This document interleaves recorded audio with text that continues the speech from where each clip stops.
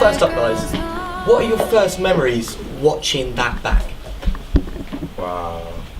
Do you know what? Like all of it immediately straight away just comes back when you watch it back, and it's just like, it just gives me such a weird feeling, because I think while we were doing it, you don't really realise how much of a big thing it is until you look back on it in hindsight. But yeah, the preparation took a lot out of us, and every single step of the way you were there from the very beginning. So the minute I watch it back, it all just, well, everything comes back. What about you? I guess that how fast everything happened. You know, we shot it for the tour. We probably shot it for about a month, but it really felt like it was maybe a week. You know, it was just like, next thing you know, I was on a plane here, and then I felt like I was on the way back, and I was looking at 60 hours of footage. Well, guys, I'm going to be quiet now. Who's got a question for the guys then? If you just put your hands up and we'll do it like that. At the back. Obviously, you've done O2 now. What's the next venue that you're trying to conquer? Oh, good question. Nice. Well, yeah, really just want to do that all over again and do it in an even bigger and better way as a more refined artist. Even, like Dee said, watching it back now, there's certain things that I see, even the fact that my socks weren't tucked into my trainers properly, and I was just like, yeah, okay, this could be better still, do you get what I mean? So obviously that, and then we're just talking about moving into Europe a little bit more now.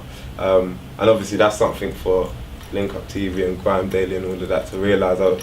We've been talking about the fact that, you know, within Europe is such a stone's throw away from us, in the sense that you can just jump on a Eurostar and go to Paris, or Amsterdam is 45 minutes away. So I really want to capitalise on the fact that even though we do speak different languages, we're all so close together.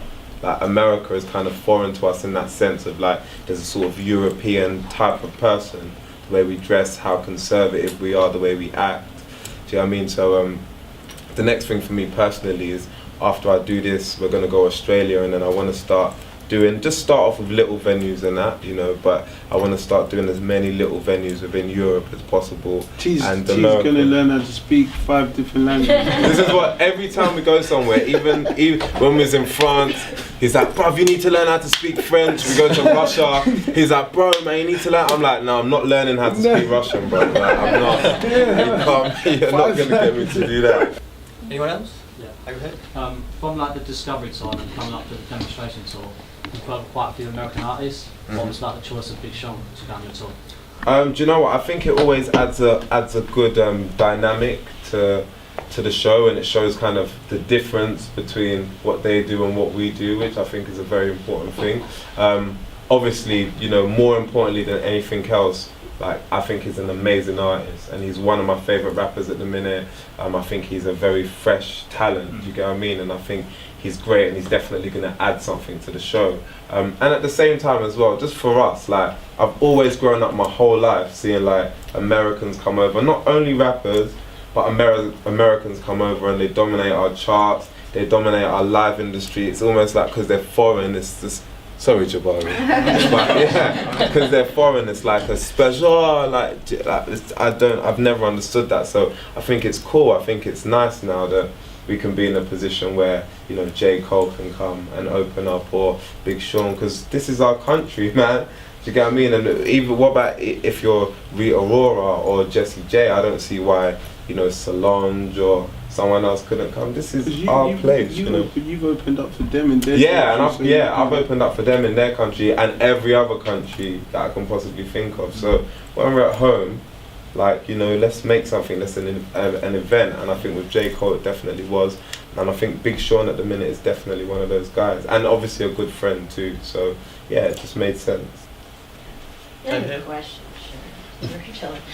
What do you think it is about the landscape now that allowed you to be like the first UK, like, to sell out UK rapper, and like all the firsts that you're talking about, like, why now? And what do you think the obstacles have been? Good question. Yeah. Do you know what? It's just timing, and just, it's a bit of luck, and it's timing, and there was a trend at the music has even changed now, like from where it was then and where it is now. The environment's changed, and so it always changes. So you just have to find the right.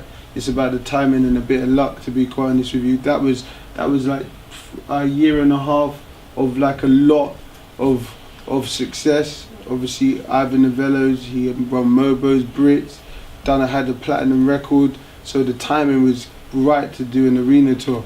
But you know, every time things is changing, you need to just wait for the time, and just how even people consume music now and how quick they're buying tickets, like things change, so you can never predict it. All you can do is put it out there and see what happens, even down to the record, the second record. You do your best. He's wrote an amazing record, taking his time. You put it out there and you see if the time's right and the music's good, and you pray and you put your fingers crossed and hope for the best. That's all you can do.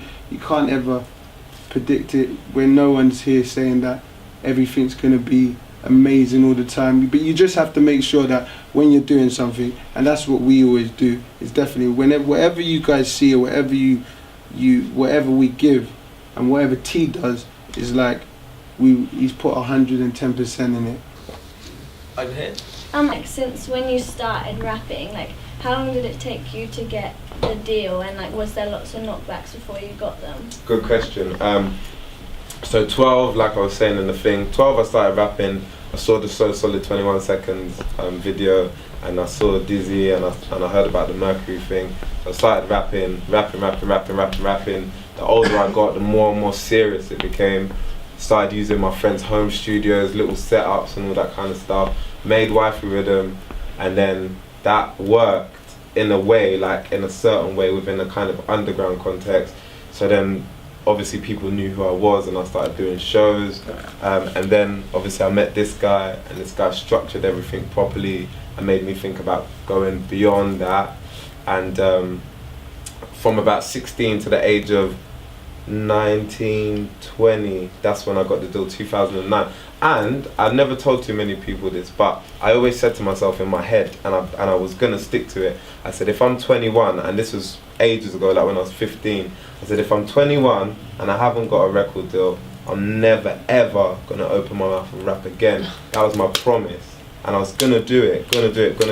So literally, it was a month before I turned 21, on the 9th of October, and my birthday is the 7th of November, and then that's when it happened. Well, guys, thank you very much for chatting to us. Congratulations on the film. Can't wait to hear the new album. Thank you very much, guys.